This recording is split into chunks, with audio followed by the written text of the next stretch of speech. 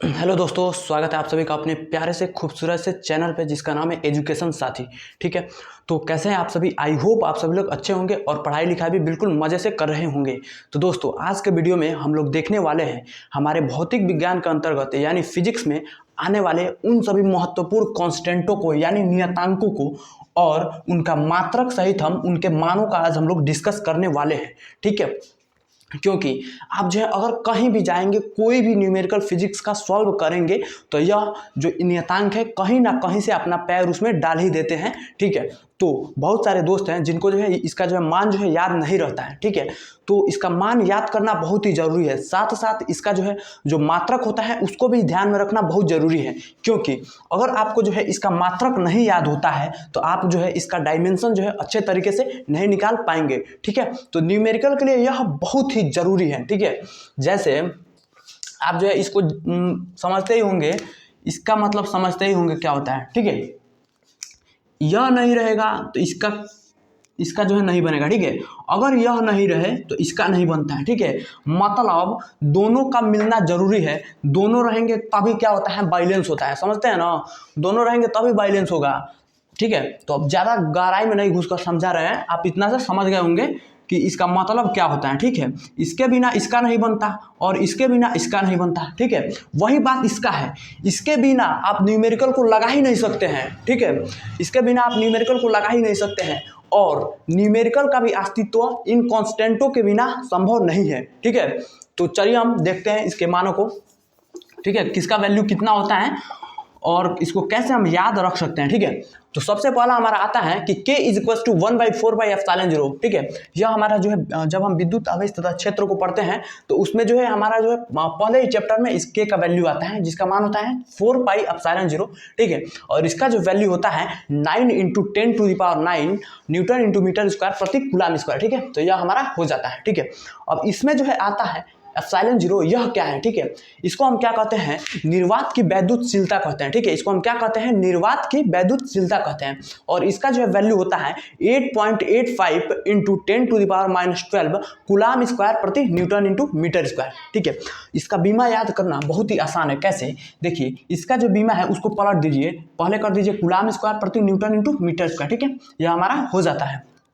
उसके बाद से हमारा आता है म्यू नॉट। ठीक है, म्यू नॉट को हम क्या कहते हैं दोस्तों, म्यू नॉट को हम क्या कहते हैं, क्या कहते हैं इसको, उसको हम कहते हैं निर्वात की वैद्युतशीलता और इसको क्या कहते हैं, चुंबकशीलता कहते हैं। ठीक है, इसको हम क्या कहते हैं, मैग्नेटिक परमिएबिलिटी इसको हम कहते हैं और इसका जो वैल्यू होता है हमारा 4π × 10⁻⁷ न्यूटन प्रति एम्पियर स्क्वायर। ठीक है, इसको देसी भाषा में याद रखिए आप। ठीक है, देसी भाषा में याद रखिए 4π जानते हैं ना आप, जिस पे सूतते हैं टांग पसार कर, वही 4π × 10⁻⁷। ठीक है, 4π × 10⁻⁻। ठीक है, 4π करिए। ठीक है, आप भूल ही नहीं सकते हैं इसका वैल्यू को, 4π × 10⁻⁷। ठीक है, न्यूटन प्रति एम्पियर स्क्वायर। ठीक है, केवल आपको जो है इसका जो है इसको ध्यान में रखना है, किसको, इसका मात्रक को। ठीक है, तो इसको आप ऐसे याद कर सकते हैं। ठीक है, अगर हम 4π को नीचे ला दें, ठीक है, अगर हम चुंबकशीलता के नीचे 4π बिछा दें, मतलब 4π को चुंबकशीलता के नीचे ला दें यानी डिवाइड कर दें, तो इसका जो हमारा वैल्यू हो जाता है 10⁻⁻7 हो जाता है। ठीक है, उसके बाद से हमारा आता है अगला कांस्टेंट यानी रिडबर्ग नियतांक। ठीक है, रिडबर्ग नियतांक जो है बहुत ही जरूरी है दोस्तों। जब आप मॉडर्न फिजिक्स पढ़ेंगे ना, मॉडर्न फिजिक्स जब पढ़ेंगे तो उसी में आएगा आपका जो है, जब पढ़ेंगे आप स्ट्रक्चर ऑफ एटम यानी जो है नाभिक की संरचना जब आप पढ़ेंगे ना चैप्टर को, उसी में आएगा रिडबर्ग नियतांक। ठीक है, तो इसका वैल्यू हमारा होता है 1.09 × 10⁷ मीटर स्क्वायर। ठीक है, अगर आप प्रूव करने चाहते हैं, ठीक है, अगर आपको ज़्यादा बेचैनी है कि इसका वैल्यू इतना कैसे आता है, ठीक है, आप उत्सुक है जानने के लिए, तो आप क्या कर सकते हैं, हम बता रहे हैं, इसी में डालिएगा मान को और जो है खटाक से प्रूव हो जाएगा। जैसे me⁴ 8ε² CH³। ठीक है, अब इसमें जाइएगा और इलेक्ट्रॉन का मास को हुरिएगा, मतलब डाल दीजिएगा और क्या करिएगा, इलेक्ट्रॉन मास ऑफ इलेक्ट्रॉन और इसको डालिएगा चार्ज को। ठीक है, और 8 और ε0 का हम वैल्यू आपको बता ही दिए हैं कितना होता है, इसका स्क्वायर करिएगा और c जो है light of velocity of light मतलब प्रकाश की चाल है और h क्या है अभी हम बताएंगे, हमारा जो है क्या है, प्लांक नियतांक है। इसका वैल्यू जो है 6.6 × 10⁻⁷ जूल सेकंड को डालिएगा और डिवाइड मारिएगा और खटाक से आंसर हमारा आ जाएगा रिडबर्ग नियतांक का वैल्यू। ठीक है, और आगे हम जाते हैं बोल्टमान नियतांक। ठीक है दोस्तों, इसको भी आप निकाल सकते हैं। कैसे? इसका वैल्यू हम पहले आपको बता दे रहे हैं। इसका वैल्यू जो हमारा होता है 1.38 इंटू 10⁻⁻23 इसका वैल्यू होता है। ठीक है, और इसका मान को आप कैसे निकाल सकते हैं? यह होता है R/N0। ठीक है, ठीक है। और R हमारा क्या होता है आपको हम बता देना चाहते हैं बिल्कुल अच्छे से कि R का जो वैल्यू होता है यह क्या है? गैस नियतांक है, और इसका वैल्यू होता है 8.13 इसका वैल्यू हो जाता है, यानी 8.14 इसका वैल्यू होता है। और N क्या है? अवोगाद्रो नंबर है। अगर आप जो है गैस नियतांक को अवोगाद्रो नंबर से डिवाइड कर देंगे तो हमारा जो है बोल्टमान कांस्टेंट का वैल्यू निकल जाता है 1.38 इंटू 10⁻⁻23। ठीक है, उसके बाद से हमारा अगला कांस्टेंट आता है गुरुत्वाकर्षण नियतांक। ठीक है, ये बहुत ही कांस्टेंट है दोस्तों, बहुत कांस्टेंट यह है। ठीक है, कई जो है बच्चों को भी आप देख लीजिए बहुत कांस्टेंट होते हैं जिंदगी में। ठीक है, कई ऐसे होते हैं, ऐसे मतलब प्रकृति के होते हैं कि अगर उनके सामने से एक गुजर गई फटाक फटाक इधर उधर देखने चलते हैं। ठीक है, देखने लगते हैं। लेकिन कई बच्चे ऐसे कांस्टेंट होते हैं इस गुरुत्वाकर्षण नियतांक के जैसे कि कोई फर्क ही नहीं पड़ता, चाहे 1 के बीच में ले जाइए और चाहे 10 के बीच में ले जाइए, कोई फर्क ही नहीं पड़ता है उनको, केवल उनको अपने ही में रह जाते हैं, उन सब पे वो ध्यान ही नहीं देते हैं। उसी प्रकार यह है, इसको आप कहीं भी लेकर जाइए, ले जाइए कहीं भी, पहाड़ पे ले जाइए, पर्वत पे ले जाइए, अंतरिक्ष में ले जाइए, कहीं भी ले जाइए, यह हमेशा इतना ही वैल्यू रखता है, कहीं पे भी ज़्यादा बढ़ चढ़ता नहीं है। जैसे कुछ बच्चे भी होते हैं, कहीं देख लेते हैं तो ज़्यादा उड़ने लगते हैं। ठीक है, और फिर जो है चले जाने के बाद अपने रंग में आ जाते हैं। ठीक है, समझ रहे हैं ना हम किसको कह रहे हैं? उसी तरह। लेकिन यह बहुत ही कांस्टेंट होता है, कहीं भी उड़ता नहीं है, सेम वैल्यू के साथ रहता है। आकाश में रहे, पाताल में रहे, कहीं भी खून कर 20 फीट नीचे रह जाइए, हर जगह इसका वैल्यू आ जाता है 5.67 into 10⁻⁻11 newton into metre square प्रति केजी स्क्वायर।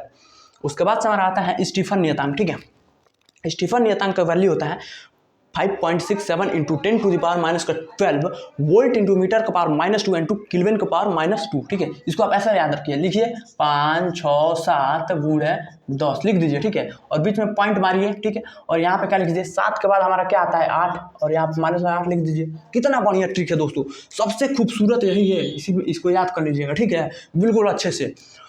गुरुत्वीय त्वरण। ठीक है, गुरुत्वीय त्वरण देखिए, ये बहुत बेहुदा है। ठीक है, इसको आप जो है, यह अलग अलग नेचर बदलता है। ठीक है, कहीं ज़्यादा लाल पीला हरा देख लेगा ना तो वहाँ पे ज़्यादा उड़ने लगता है। ठीक है, कहीं 10 हो जाएगा, कहीं अपना वैल्यू बढ़ा लेता है कि हम इतने में है, वैसे वैसे हैं। ठीक है, और कहीं नहीं मिलता है, जब अकेले बौका बन के बैठा रहता है तो वैल्यू जो है कम हो जाता है। ठीक है, हम कहने का मतलब यह है कि जो गुरुत्वीय त्वरण जो होता है ना, इसका वैल्यू जो है अलग अलग स्थान पर अलग अलग होता है। ठीक है, कई जगह 9.8 मीटर प्रति सेकंड स्क्वायर देखने को मिलेगा, तो कई जगह 10 मिलता है। ठीक है, याद कर लीजिएगा।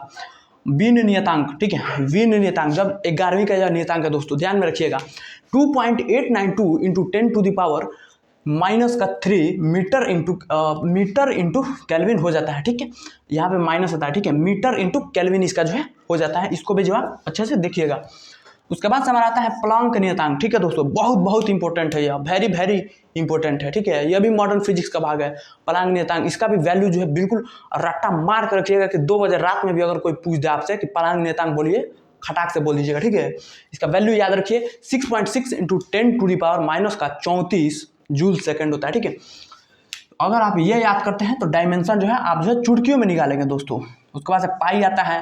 पाई तो और ही अलग ही प्रकार का है, या कहीं घुस जाएगा, मैथ हो फिजिक्स हो कहीं पे भी इसका जो एंट्री हो जाता है पाई का। तो इसका तो आप बचपन से ही रटते आ रहे हैं, 22/7 या 3.14। उसके बाद से हम लिख लिए हैं मास ऑफ इलेक्ट्रॉन। ठीक है, 9.1 गुणे 10⁻⁻31 kg होता है। ठीक है, अगर AMU में देखेंगे तो 0.0000548 AMU। ठीक है, अगर आप इसको नहीं आता है तो हिंदी में लिखिए 548 लिख लीजिए। इसी से आपका बन जाएगा यह वैल्यू 548। ठीक है, तो उम्मीद करता हूं दोस्तों आपको सारे ये भौतिक नियतांक बिल्कुल अच्छे तरीके से आपके जो है दिमाग में फिट हो गए होंगे। अगर नहीं हुआ होगा तो वीडियो को दोबारा देखिएगा, तिबारा देखिएगा, लेकिन इसको छोड़ना नहीं है, रगड़ के फेंक देंगे, दिमाग में इसको रखना है, क्योंकि इसके बिना न्यूमेरिकल आप जो है कर ही नहीं सकते हैं। ठीक है, पेपर में भी आपको जो इसका वैल्यू नहीं देता है तब उस समय आपका जो है गई भैंसिया पानी वाला हाल हो जाता है, खत्म हो जाता है आपका न्यूमेरिकल और मार्क कट जाते हैं। इसलिए अच्छे से ध्यान में रखिएगा। अगर वीडियो पसंद आया हो दोस्तों तो चैनल को लाइक कीजिए, वीडियो को लाइक कीजिए और चैनल को सब्सक्राइब कीजिएगा। अपने दोस्तों को जोड़िए चैनल से, चैनल को जल्दी जल्दी अपना एजुकेशन साथी जो चैनल है उसको आगे बढ़ाइए, सपोर्ट कीजिए, ठीक है। और मिलेंगे किसी अगले मज़ेदार टॉपिक के साथ। तब तक के लिए इतना ही, पढ़ते रहिए, मुस्कुराते रहिए और माता पिता का नाम लेते रहिए। जय हिंद।